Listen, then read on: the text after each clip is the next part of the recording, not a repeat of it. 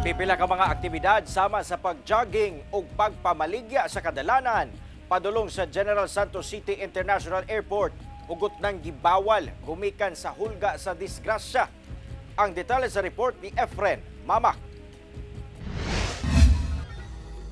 Pipila na lang ka mga tao ang makitang nag-jogging din sa kadalanan padulong sa General Santos City International Airport sa Barangay Fatima, General Santos City. Kinihuman gibawal na kini sa Barangay LGU aron malikay sa disgrasya ang estudyante nga si Carl Gonzales. Bago lang matud pa nakabalo nga bawal na kining himuon sa maong dalan. Ang mga students manggod nga iban nga walay klase kay mag-jog man jud na sila diri sa airport. Dugang sab ni Carl nga inig hapon, dagan sab kuno mga ambulant vendor ang nagapamaligya. O ang iban panagsa maka-benefit sila ng mga nagabaligya pero para sa mga delikado jud sa sir kay kilid lamang gud siya sa dalan. Sumala sa Barangay LGU sa Fatima, gawas sa pag-jogging, lakip na sab sa gibawal ang pagpamaligya sa mong dalan ug ubang mga aktibidad nga makahatag og risgo sa kinabuhi. Epektibo kini sugod karong bulana. Kini kabahin sa gibugnang joint resolution kauban ng PNP ug tagdumala sa Civil Aviation Authority of the Philippines GENSAN gumikan sa hulga sa road accidents. Ilabi na sa mga motoristang nagdali sa ilang biyahe sa eroplano.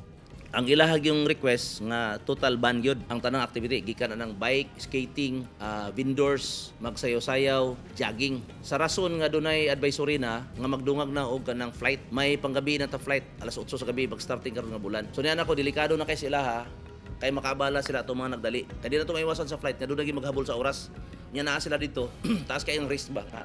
Posibleng madisgrasya sila. Gawas sa hulga sa disgrasya, paagi sab matud pa kini aron mapakgang ang mga iligal nga aktibidad sa mong lugar, sama sa pag-drug race ug paghitak sa iligal nga droga ug uban pa. Na-observe mo pila na siya ka semana nagdaghan.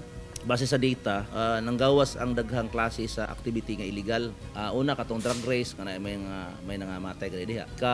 Duha nga bugat nga isyu nga gibasihan namo. Katong mga na-recover namo nga mga residues sa suspected nga drugs. Sa karon nakatagdang magbuntar ang otoridad ug mga signage kalabot sa mga ginabawal nga aktibidad alang sa kasayuran sa tanan. Lakip na sab ang pagbuntar og police box kung asa magdugang og mga personahe sa barangay aron makontrol ang pagsulod sa tao. Kauban si Gary Balantay ug Bong Vicencio, Efren Mamak, 1 Mindanao.